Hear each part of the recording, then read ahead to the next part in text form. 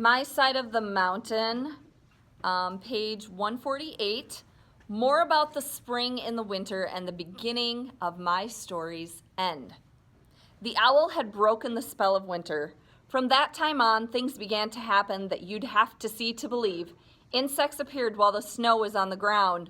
Birds built nests. Raccoons mated.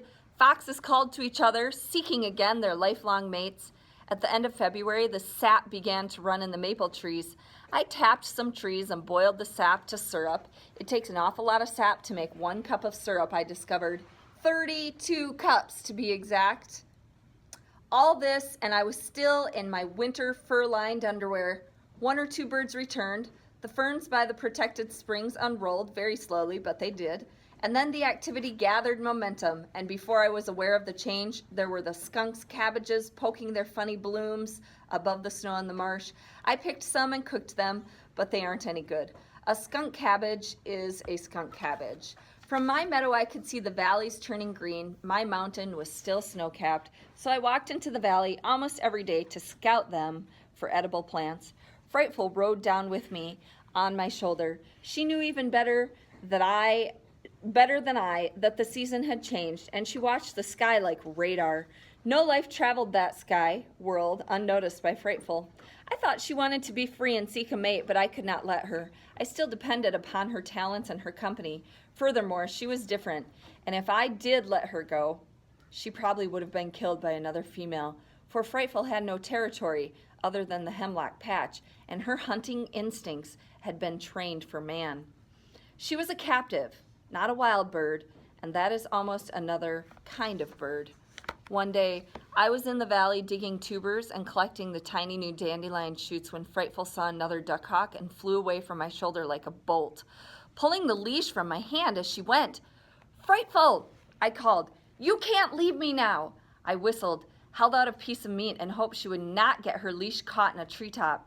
She hovered above my head, looked at the falcon and then at my hand, folded her wings, and dropped to my fist. "I saw that," a voice said. I spun around to see a young man my own age, shivering at the edge of the woods. "You're the wild boy, aren't you?" I was so astonished to see a human being in all this cold, thawing silence that I stood and looked at him. When I gathered my wits, I replied, "No, I'm just a citizen."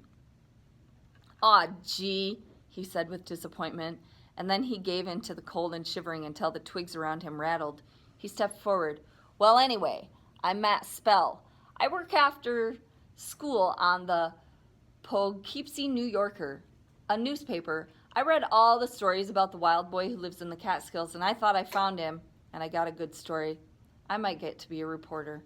Have you ever run across him? Is there such a boy?" "Ah, it's all nonsense," I said as I gathered some dry wood and piled it near the edge of the woods.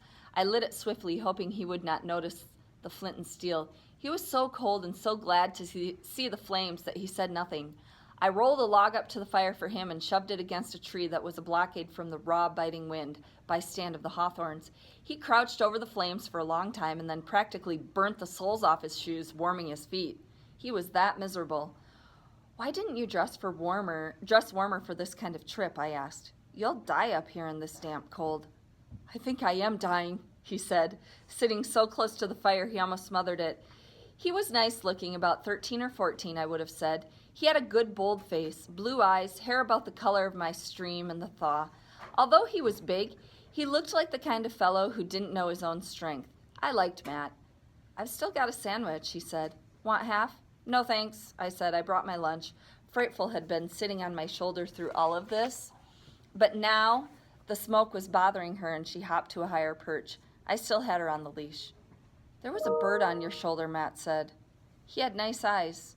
Do you know him?"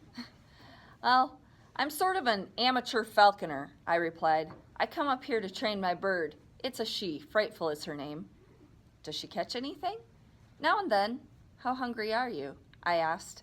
His second bite finished the sandwich. "I'm starved." "But don't share your lunch. I have some money. Just tell me which road takes you toward Delhi." I stood up and whistled to Frightful. She flew down. I undid her leash from her jesses. I stroked her head for a moment and then threw her into the air and walked out into the field, kicking the brush as I went. I had noticed a lot of rabbit tracks earlier and followed them over the muddy earth as best I could. I kicked up a rabbit and with a twist Frightful dropped out of the sky and took it. Roast rabbit is marvelous under any conditions, but when you're cold and hungry, it is superb. Matt enjoyed every bite. I worked on a small portion to be sociable, for I was not especially hungry. I dared not to offer him the walnuts in my pocket, for too much had been written about the boy living off nuts. My whole circulatory system thanks you, Matt said. He meant it, for his hands and feet were now warm, and the blue color had left his lips and was replaced by a good warm red. By the way, what's your name? Sam. Sam Gribley, I said. Sam, if I could borrow a coat from you, I think I could make it to the bus station without freezing to death. I sure didn't think it would be so much colder in the mountains. I could mail it back to you. Well, I hesitated. My house is pretty far from here. I live on the Gribley farm and just come down here now to hunt with the falcon. Maybe we could find an old horse blanket or something in one of the deserted barns around here. Ah, never mind, Sam. I'll run to keep warm. Have you any ideas about this wild boy? Seen anyone that you think the stories might be referring to? Let's start toward the road, I said as I stamped out the fire. I wound him through the forest until I was dizzy and he was lost, and then headed for the road. At the edge of the woods, I said, Matt, I have seen that boy. Matt's spell stopped. Gee, Sam, tell me about him. I could hear paper rattle and saw Matt's cold hands were not too stiff to write in his notebook. We walked down the road a bit, and then I said, well, he ran away from home one day, and he never went back.